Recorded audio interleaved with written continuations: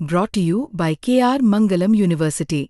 We provide you the platform to turn your dreams into reality. Give wings to your aspirations with KR Mangalam University.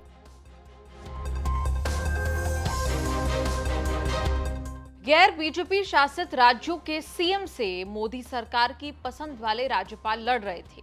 Kerala, Karnataka, Tamil Nadu, कई राज्यों में ये जंग चल रही थी, आज भी चल रही है। अच्छे मकसद, अच्छी नीयत से सुप्रीम कोर्ट के जज जस्टिस पारदीवाला और जस्टिस आर महादेवन की बेंच ने 8 अप्रैल को जजमेंट दे दिया था। असर ये हुआ कि तमिलनाडु में स्टालिन सरकार और राज्यपाल RN रवि की बिग फाइट ठंडी पड़ गई, लेकिन एकदम गर्म हो गई नेशनल डिबेट कि क्या सुप्रीम कोर्ट राष्ट्रपति और राज्यपाल को निर्देश दे सकता है। Chief justice of India BR Gavai की अध्यक्षता में 5 सीनियर जजेस की बेंच बनी है। मामला इतना संवेदनशील है कि बेंच में चीफ जस्टिस गवई ने ऐसे 4 जज शामिल कर रखे हैं जो भविष्य में चीफ जस्टिस बनेंगे। जस्टिस सूर्यकांत नवंबर 2025 में, जस्टिस विक्रमनाथ फरवरी 2027 में, जस्टिस PS नरसिम्हा अक्टूबर 2027 में CJI बनने की लाइन में हैं। बेंच के 5वें जज जस्टिस अतुल S चंदुरकर हैं। सिर्फ 6 महीने के लिए चीफ जस्टिस बने BR गवई के कार्यकाल का सबसे चैलेंजिंग केस बना है presidential reference. Justice JB Pardiwala भी 3 मई 2028 से 11 अगस्त 2030 तक करीब 2.25 साल तक चीफ जस्टिस रहेंगे। उन्हीं की बेंच के 8 अप्रैल वाले जजमेंट से सारा बवाल खड़ा हुआ। उन्हीं के जजमेंट का एक तरह से रिव्यू कर सकती है नई बेंच, लेकिन जस्टिस पारदीवाला 5 जजों में शामिल नहीं है। उन्हें होना चाहिए था या नहीं, ये चीफ जस्टिस के विवेकाधिकार पर निर्भर था कि वो जज पारदीवाला को रखें या नहीं। ये फिलहाल कहा नहीं जा सकता।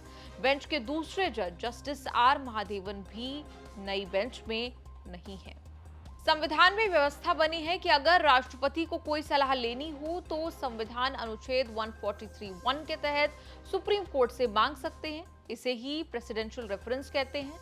जिस दिन BR गवई ने चीफ जस्टिस की शपथ ली थी, उसी शाम राष्ट्रपति ने प्रेसिडेंशियल रेफरेंस का पर्चा CJI ऑफिस में भेज दिया। राष्ट्रपति ने अनुच्छेद 142 के साथ साथ 200, 201, 361, 143, 145(3), 131 का जिक्र करते हुए 14 सवालों पर राय मांगी है। जब जज पारदीवाला की बेंच ने राज्यपाल के साथ साथ राष्ट्रपति के लिए भी बिल पर फैसला लेने की 3 महीने की समय सीमा तय कर दी, तो नौबत आई कि प्रेसिडेंशियल रेफरेंस की।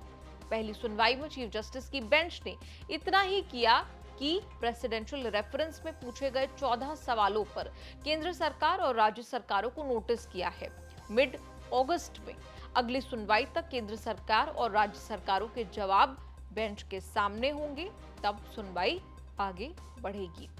नई बेंच को यह क्लियर करना होगा कि राज्यपाल, राष्ट्रपति पॉकेट वीटो यानी जब मन करे तब बिल पर फैसला कर सकते हैं या नहीं। राज्यपाल और राष्ट्रपति को जो विवेकाधिकार मिला है उसकी कोई समय सीमा हो सकती है या नहीं। सुप्रीम कोर्ट राज्यपाल और राष्ट्रपति को आदेश दे सकता है या नहीं। संविधान में अनुच्छेद 142 और 143 एकदम पड़ोसी हैं। अनुच्छेद 142 सुप्रीम कोर्ट को सुप्रीम पावर देता है।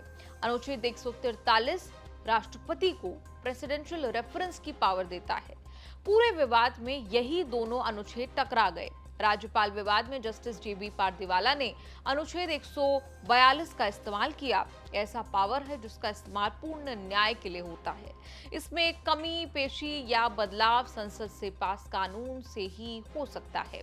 देश के बड़े वकील रहे जगदीप धनखड़ अब उपराष्ट्रपति तो नहीं रहे, लेकिन उन्होंने भी सुप्रीम कोर्ट के अनुच्छेद 142 इस्तेमाल करने का विरोध किया था। जगदीप धनखड़ ने अनुच्छेद 142 को एक ऐसा परमाणु मिसाइल कहा था जो लोकतांत्रिक ताकतों के खिलाफ न्यायपालिका के पास 24 घंटे मौजूद रहता है। संविधान के आर्टिकल 142 का मतलब ये नहीं कि आप राष्ट्रपति को भी आदेश दे सकते हैं।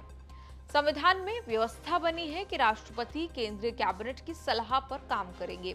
इसमें फिलहाल कहीं कोई कॉन्फ्लिक्ट है नहीं। कॉन्फ्लिक्ट शुरू हुआ उन राज्यों में जहां बीजेपी सरकार नहीं चलाती लेकिन राज्यपाल मोदी सरकार बनवाती है। बंगाल में जगदीप धनखड़ के राज्यपाल रहते, फिर तमिलनाडु में राज्यपाल RN रवि बनने पर केरल में आरिफ मोहम्मद खान के राज्यपाल रहते शुरू हुआ। राज्यपालों ने पैरेलल सरकारें चलानी शुरू की। सरकारों ने घुटने नहीं टेके। वही लड़ाई बढ़ते बढ़ते राष्ट्रपति वर्सेस सुप्रीम कोर्ट बन रही है। राष्ट्रपति ने पूछा कि क्या राष्ट्रपति का विवेकाधिकार कोर्ट में चैलेंज किया जा सकता है? क्या कोर्ट राष्ट्रपति के विशेषाधिकार के प्रयोग के लिए समय सीमा निर्धारित कर सकता है? क्या बिल पर राष्ट्रपति को सुप्रीम कोर्ट की राय लेनी चाहिए? क्या कोर्ट राष्ट्रपति या राज्यपाल की संवैधानिक शक्तियों को संशोधित या रद्द कर सकता है? क्या संविधान सुप्रीम कोर्ट को केंद्र और राज्य सरकारों के बीच विवादों को सुलझाने की अनुमति देता है? सुप्रीम कोर्ट के विवादित जजमेंट में कहा गया कि राज्यपाल या राष्ट्रपति के पास विधेयकों पर पॉकेट वीटो का अधिकार नहीं है। मतलब बिल्कुल लटकाए रखना गैर कानूनी है।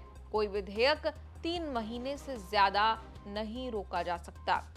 राज्यपाल को राज्य सरकार की सलाह पर चलना होगा। उसी जजमेंट का सबसे विवादित हिस्सा कि राष्ट्रपति को भी 3 महीने में हाँ या ना का फैसला करना होगा। अगर फैसला नहीं लिया तो वाजिब वजह बतानी पड़ेगी। आर्टिकल 201 के तहत राष्ट्रपति के निर्णय की न्यायिक समीक्षा की जा सकती है। खैर, कोर्ट कचहरी के इस एपिसोड पर आपकी क्या राय है? कमेंट्स में लिखकर जरूर बताएं।